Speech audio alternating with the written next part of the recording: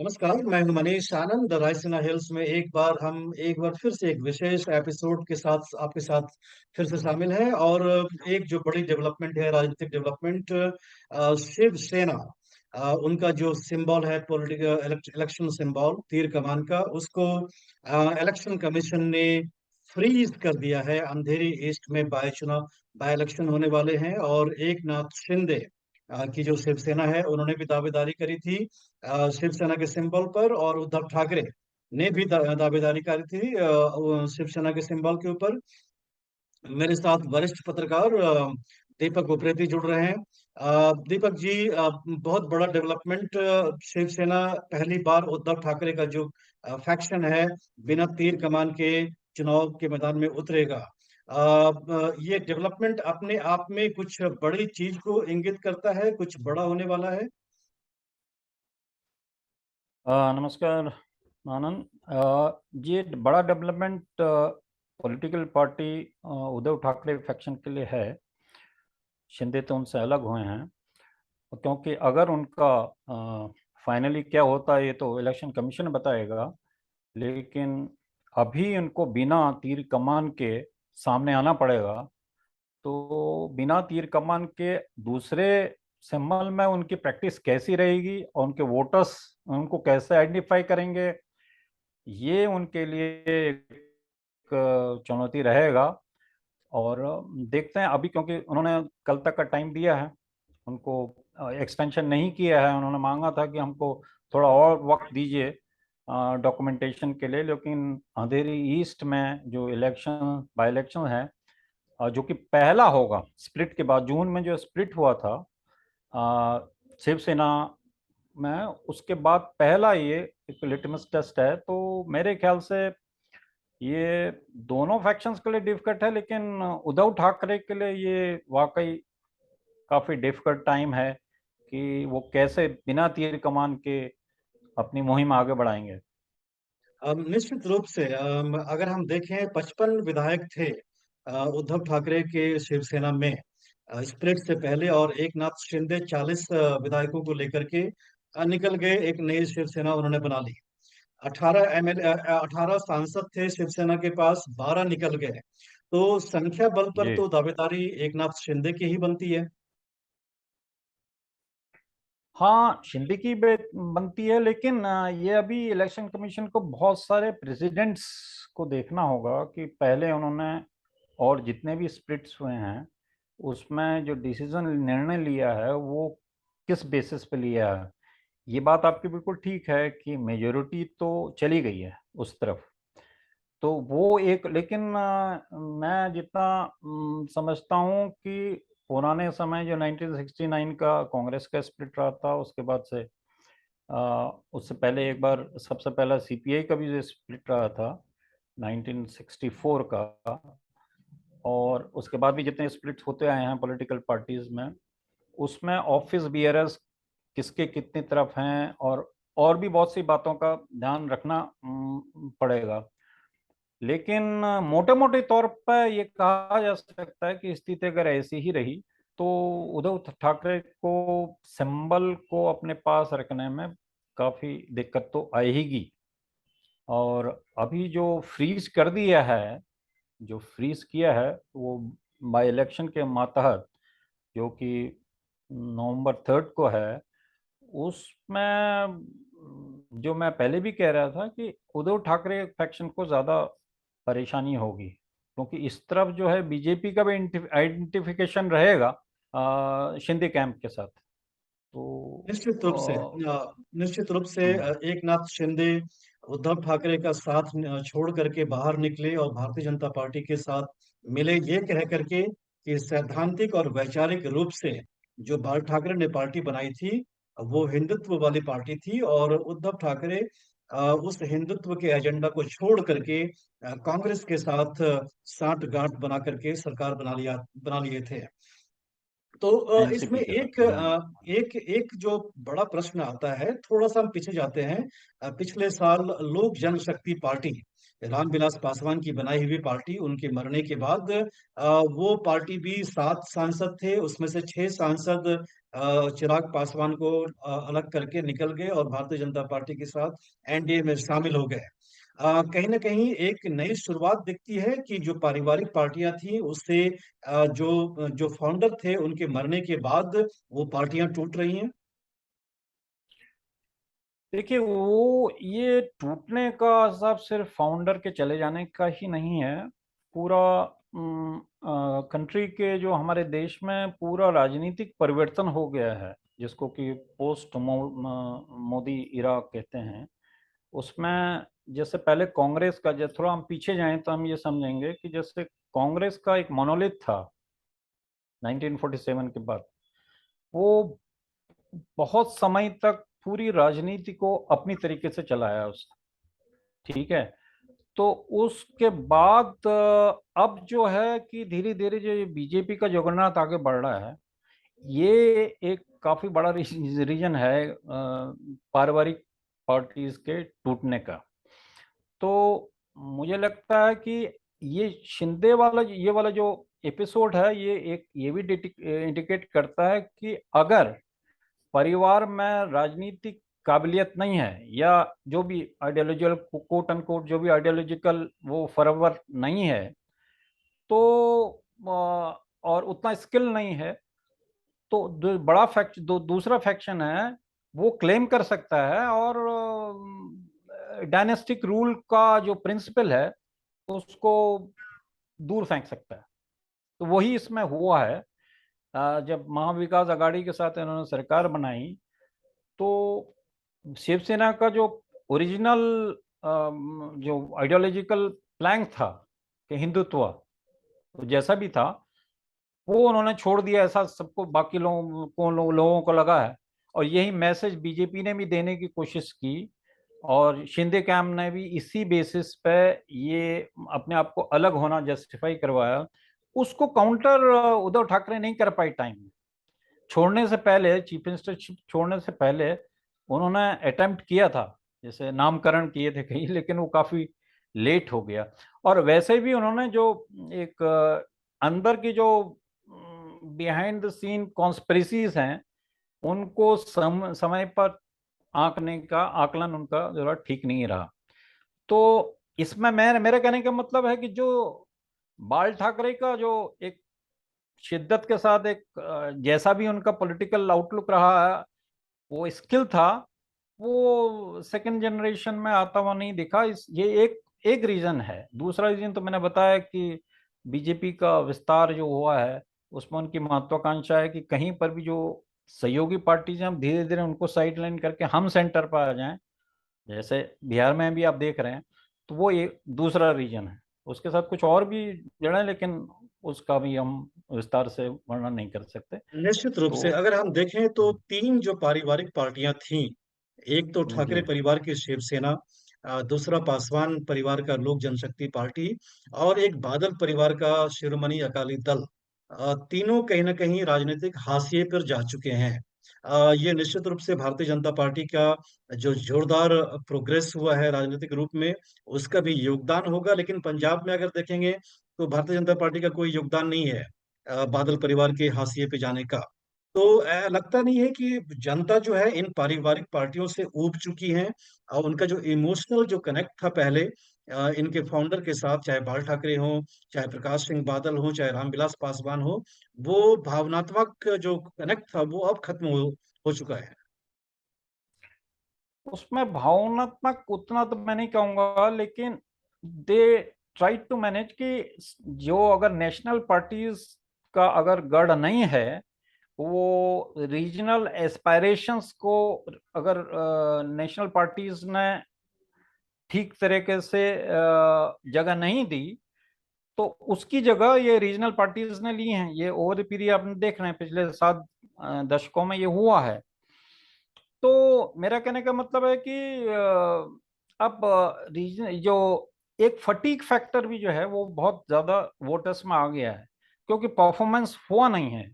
सिर्फ अपना, जैसे आप देखिए कि उत्तर प्रदेश में यादव क्लैन है समाजवादी पार्टी का, जी। तकरीबन 28 से 30 लोग उनके सब मेन मेन पोजीशंस में हैं।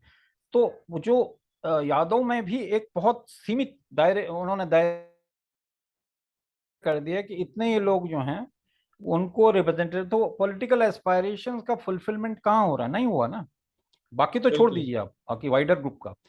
तो एक रीजन रहा है कि लोगों ने कहा कि अब सिर्फ मतलब एक तरह की बात से काम नहीं है, रेटोरिक बहुत हो गया है, अब बहुत दशक हो गए हैं और बैकवर्डनेस उतनी नहीं है, पॉवर्टी उतनी नहीं है, और परिवार वही रहे हैं।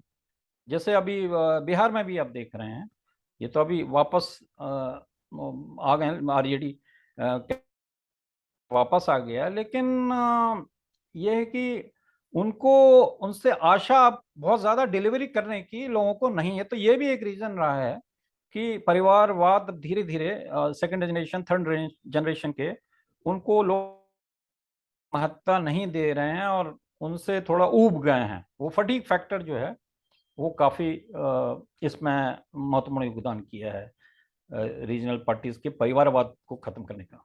जी। बिल्कुल। अब अगर हम देखेंगे बीजेपी का जब भी नेशनल एग्जीक्यूटिव मीटिंग होता है, ये जब पार्लियामेंट चलता रहता है, तब जो पार्लियामेंट्री पार्टी मीटिंग होती है, तब प्रधानमंत्री नरेंद्र मोदी ने एक एजेंडा और हम कह सकते हैं कि एक नैरेटिव बनाने की देश में कोशिश करी है वंशवाद के खिलाफ। थोड़ा सा इस वंशवाद में अगर देखेंगे तो वंशवाद का उनका कहने का मतलब है जो शीर्ष नेतृत्व में रखते हैं और जो पार्टियां कंट्रोल करते हैं, क्योंकि बीजेपी के अंदर में भी कई नेता ऐसे हैं जो वंशवाद के वजह से ही आगे बढ़ते जा रहे हैं, जैसा कि अनुराग ठाकुर हो गए। ऐसे कई लोग हैं जो बेटा बेटियों को आगे बढ़ाते हैं, लेकिन उनका वंशवाद का मतलब जो समझ में आता है कि उद्धव ठाकरे वाली पार्टी या लालू प्रसाद वाली पार्टी या समाजवादी वादी पार्टी वाली मुलायम सिंह यादव की पार्टी, ऐसा पार्टी। तो प्रधानमंत्री नरेंद्र मोदी का जो एजेंडा क्या क्या ये सफल होता हुआ दिख रहा है, लोगों के संवाद में जा पा रहा है?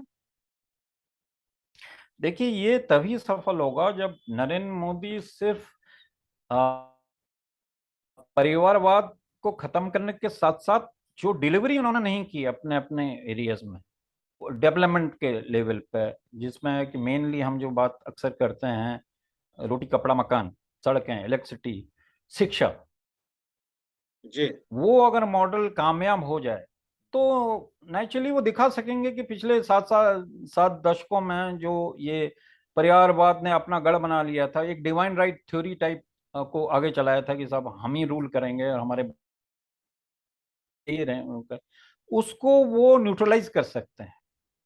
वो तभी हो सकता है जब एक नया डेवलपमेंट मॉडल हर स्टेट में, जहां जहां ये रीजनल पार्टीज हैं वहां पर एक नया डेवलपमेंट मॉडल दिया जाए और लोगों की आशाएं हों, गरीबी नीचे हटे, अच्छी हेल्थ सुविधाएं मिलें, एजुकेशन अच्छी मिले, और बाकी जो एक मिनिमम इनकम जो है वो हर किसी को मिल जाए, तो वो अपना भी जो परिवारवाद का खात्मा अपना आप ही हो जाएगा।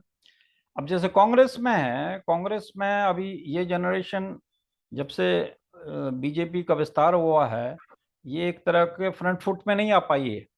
लेकिन कांग्रेस को सबसे बड़ा बड़ा आंसर बीजेपी यही दे सकती है कि वो पर कैपिटा इनकम बढ़ाए, रोजगारी दे। बिल्कुल। मतलब इसमें कोई दो आर्गुमेंट नहीं हो सकते हैं। वो अपने बिल्कुल। आप में एक बहुत बड़ा पॉलिटिकल मूवमेंट होगा, नहीं इन जी। परिवारवाद के खिलाफ, वो अपना आप ही हो जाए। जी। वो कुछ लेवल तक हो भी रहा है, लेकिन अभी उसको एक अमली जानामा पहनाने में अभी पूर्ण तौर पे बीजेपी सक्सेसफुल नहीं हो रही।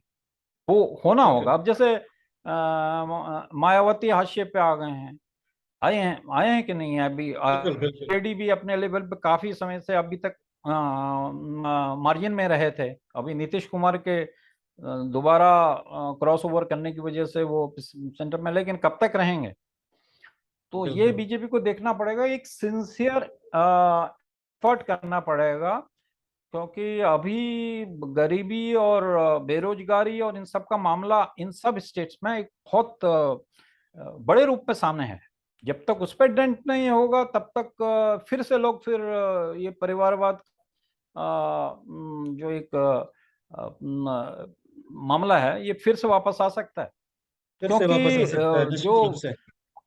हाँ जी। अगर हम क्योंकि देखें जो उद्धव ठाकरे की, हाँ, जी। चैनलाइजेशन ऑफ चैनलाइजेशन ऑफ है हमारे वहाँ, एक बहुत हायर कॉन्शियस लेवल पे नहीं हो रही है। वो नहीं हो रही है। परिवारवाद में आइडेंटिफाई कर लेते हैं सब, है नहीं? तो वो जब हो जाएगा कि, क्योंकि इसमें फिर थोड़ा सा हमारा ये बहस है थोड़ी, अगर करें कि डेवलपमेंट पे क्या वोट मिलता है, ये अगर बीजेपी या कोई भी पॉलिटिकल पार्टी इस बात पे लोगों को कन्विंस कर दे कि डेवलपमेंट हम करें और आप वोट दें, तो इश्यूज बदलेंगे। इश्यूज के साथ फिर ये बात और ये हाशिए पे आ जाएगा। ये मेरा निश्चित रूप से। ऐसा मेरा निश्चित रूप मानना से। है। अगर हम देखें उद्धव ठाकरे का, उन्होंने मुख्यमंत्री बनने की एक जिद सी ठान ली थी कि मुझे मुख्यमंत्री बनना ही है। क्योंकि प्री पोल अलायंस था शिवसेना का बीजेपी के साथ, लोकसभा में भी था और उसके बाद हुए विधानसभा में भी था। और कहीं ना कहीं बीजेपी का ये दावा है कि प्रधानमंत्री नरेंद्र मोदी के नाम पर ही शिवसेना के विधायक और सांसद जीत करके आए थे। और ऐसे में उद्धव ठाकरे ने जिद पकड़ ली कि मुख्यमंत्री वही बनेंगे, जबकि वो अपने करियर में कोई मंत्री भी पहले कभी नहीं बने थे। ऐसे में जो उनका एडमिनिस्ट्रेटिव इनएक्सपीरियंस, अनुभव की जो कमी उनकी रही थी, क्या उनके लिए वही एक बहुत बड़ा अभिशाप साबित होता हुआ दिख रहा है? देखिए, ये आपको ये मालूम होगा ही कि जैसे मातुश्री जो था, जो बाल ठाकरे का जी। जहाँ से सारी एक्टिविटीज हुआ करती थी, वो एक बड़ा अच्छा टैक्टिकली बाल ठाकरे ने अपने आप को एक्टिव, सारी शिवसेना का संचालन करते हुए भी उन्होंने कभी अपने आप को project as a chief minister नहीं कभी नहीं किया किया। या बने नहीं उन। जी। हम्म। तो वो एक तरह से एक मॉरल अथॉरिटी उन्होंने बड़ी टैक्टिकली अपने हाथ में रखी, और उससे उनको वोट भी मिला। लोगों ने कहा कि भाई हमारे पूरे दर्शन में यही है कि साहब, पॉलिटिकल दर्शन में भी जो सेक्रीफाइस करता हुआ दिखता है, लोग उसकी तरफ काफी बिल्कुल। आकर्षित होते हैं और कहते हैं कि भाई हाँ, ये इस आदमी का अपना इंटरेस्ट नहीं है। जैसे किसी का अगर सपोज घर बार बच्चे नहीं है, लोग ऑटोमेटिकली मान लेते हैं ये घर भरने के लिए नहीं करेगा तो हमारे लिए ही करेगा। जी। वैसे ही इसमें था। तो अब वो क्या हुआ कि वो चीजें तुरंत फिर इनसे माइनस हो गई, उद्धव ठाकरे से। लोगों ने कहा बिल्कुल। ये थोड़ा सा, और इस तरह से बीजेपी ने भी अपना थोड़ा प्रचार भी किया इस मामले में कि देखिए, ये जी। सिर्फ चीफ मिनिस्टरशिप के लिए ही आ रहे हैं। तो वो है। लेकिन जहां तक आपने कहा इनएक्सपीरियंस, वो तो इससे दिख जाता है कि इनके नीचे से जमीन खिसक गई। शिंदे पूरा बिल्कुल। उठा ले गए। वो बोले, वो जैसे कहते हैं उसको, पुलिंग द रग जैसे फ्रॉम अंडर द फीट। ना, हाँ, अंडर द फीट मतलब ड्रैगर्स ड्रॉन, और साहब वो नाइव्स वेर आउट। बट उनको मालूम ही नहीं था। ये जाके पहले सूरत और फिर उसके बाद आसाम चले गए। जी। तो ये तो अपने आप में एपिसोड, अपने आप में एक फिल्म बनाने का है कि कैसे देवेंद्र फडणवीस तो कह रहे थे मैं वेश बदल के जाता था, मेरी वाइफ को भी नहीं मालूम होता था कि मैं कहाँ जा रहा हूँ, कहाँ किधर क्या क्या एक्टिविटी। तो उद्धव ठाकरे जी को क्यों नहीं मालूम था, ये अपने आप बिल्कुल। में खैर अलग प्रश्न है। बहुत बड़ा प्रश्न है। लेकिन अब इनका ये है कि हाँ, ये जो नवंबर 3 का जो इलेक्शन है अंधेरी ईस्ट में, जहाँ के एमएलए की जी।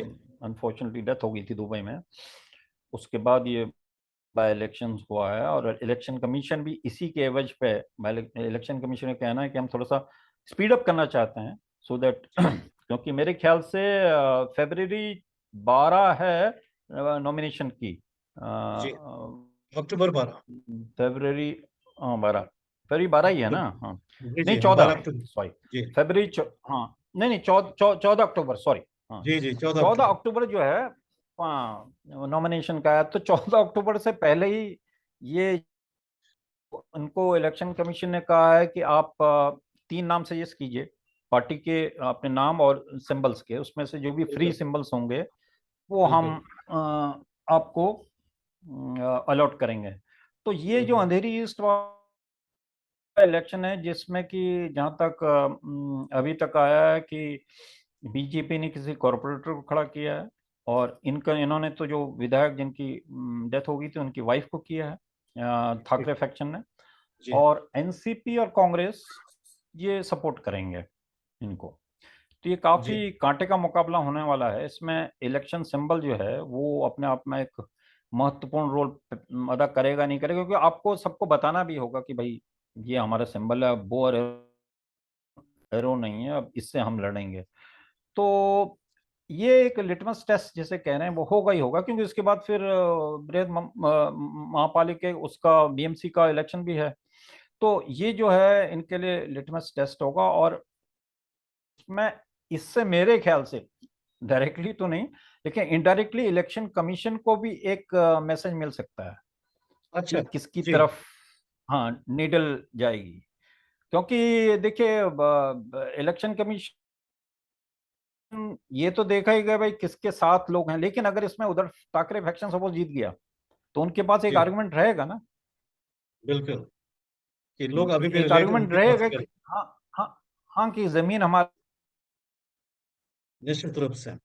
साथ है। सिर्फ ऊपर के नंबर से क्या होगा। ऊपर के नंबर में भी वो ये कह सकते हैं, इसमें आप इसको थोड़ी और व्याख्या कर सकते हैं कि वो ये कह सकते हैं कि भाई देखिए ये जितने भी इलेक्ट होके आए थे, ये तो शिंदे फैक्शन जी में, वो पहले उद्धव ठाकरे और बो एंड एरो के बेसिस पे ही इलेक्ट होके आए आए थे। बिल- तो या तो ये सारे रिजिग्नेशन दें अपना और फिर से अपने आप इलेक्ट होके आए, तब तो हम कहें कि हम इनकी स्ट्रेंथ है, इनकी जमीन है। अभी तो बिल्कुल अगर मैं कह रहा हूँ ये अंधेरी ईस्ट में ये जीत गए, तो इस मामले में ये जो चुनाव है ये काफी महत्वपूर्ण होगा इलेक्शन कमीशन को भी एक तरह का सेंस देने के लिए। मैं नहीं कह रहा हूँ डायरेक्टली इससे वो उनको फैसला करने में आसानी, डेफिनेटली ये एक बिल्कुल। बहुत इम्पोर्टेंट है। लेकिन ये हम्म, हम समझ पा रहे हैं और कि काफी सारा ग्रे जी एरिया भी है और काफी सारा इंटरप्रिटेशन इलेक्शन कमीशन किस बात को किस रूप में समझेगा इसके ऊपर भी निर्भर करेगा कि शिवसेना जो उद्धव ठाकरे वाला फैक्शन है उनके पास पार्टी का नाम और सिंबल रहता है या नहीं रहता है। ये सब्जेक्टिव है, इसके ऊपर हम्म काफी इंटरप्रिटेशन भी होगा। और उद्धव ठाकरे की पार्टी ने कहा जी है कि उनके साथ काफी अन्याय हुआ है कि उनके सिंबल को इस उपचुनाव के लिए फ्रीज किया गया है। तो ये जो आरोप और प्रत्यारोप वाला है उसकी भी गुंजाइश बनी रहेगी। इसमें यह है कि अब जैसे इलेक्शन कमीशन जो है जो ऑर्डर ऑफ सिंबल्स जो 1968 है बिल्कुल उसके बेसिस पे ही इलेक्शन कमीशन इसकी विवेचना कर रहा है। जी और इसमें आपको होगा साइकिल वाले में भी समाजवादी पार्टी का जो था उसका प्रॉब्लम हुआ था।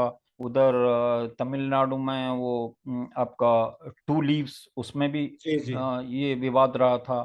और बुलक्स एंड प्लो जो था 69 का कांग्रेस में जब हुआ था वीवी गिरी के इलेक्शन के उसमें उसमें भी फिर बाद में आपको ये मालूम ही है कि उन्होंने कहा था बुलक और वो ये तो ओल्ड कांग्रेस को ही मिलेगा और इनको बिल्कुल काउ एंड काफ दिया गया था। तो पहले मैं इसलिए इस बात की बात कर रहा हूँ कि जब सबसे पहले सीपीआई का डिवीजन हुआ था 1964 में, तब जो ब्रेकअवे फैक्शन था जिनका आंध्र प्रदेश केरला वेस्ट बंगाल में मेजोरिटी थी, उन्होंने कहा भाई हमको दिया जाए, क्योंकि हमारा नाम सीपीआई मार्क्सिस्ट किया जाए, क्योंकि हमारे पास ज्यादा एमपीज एमएलएज और इन्फ्लुएंस ऑफ एरिया है।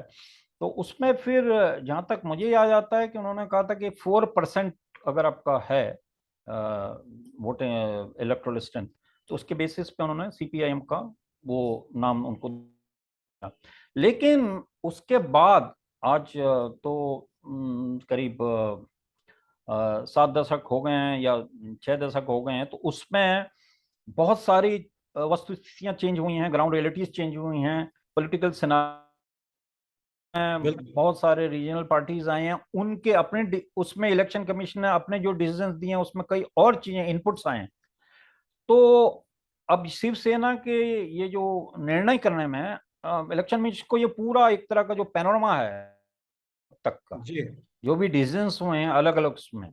और रामचंद्रन के बाद आपको याद होगा जयललिता उनमें झगड़ा हो गया था, जानकी के पास ज्यादा बिल्कुल थे डीएमके के उसमें, लेकिन बाद में वो आउट ऑफ द कोर्ट निर्णय हो गया था।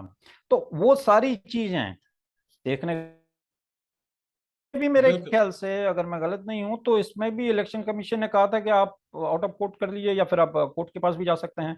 तो बाद में खैर, तो वो सारी चीजें इलेक्शन कमीशन को देखनी होंगी। मेरा कहने का मतलब है एक्सपीरियंस का जो एक्सपीरियंस जो निश्चित रूप से। लेना होगा इलेक्शन कमीशन को, अब काफी बड़े लेवल पे लेना पड़ेगा।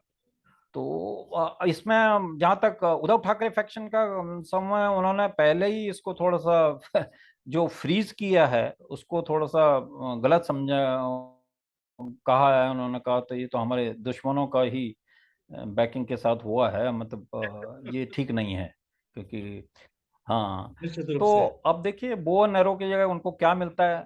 लेकिन आपको ये बिल्कुल। याद है कि कांग्रेस, इंदिरा गांधी कांग्रेस जो है दूसरे सिंबल पे कितनी फल फूली, ये तो आपको मालूम है, बहुत फली फूली। और इंदिरा गांधी का उसके बाद कितना लंबा टेन्योर रहा, ये रहा। तो बिल्कुल।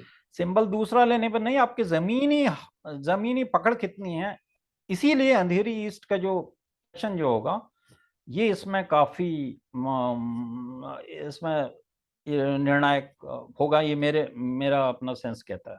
इनके साथ जमीन है वो तय करेगा अंधेरी ईस्ट का उपचुनाव। और ये मालूम चलेगा कि एक नाथ शिंदे का पार्टी से बगावत करके एक नया गुट बनाने के बाद क्या शिवसेना के जो वर्कर्स, क्योंकि हम ये जानते हैं कि मुंबई में शिवसेना का जो काडर है उसका राज चलता है।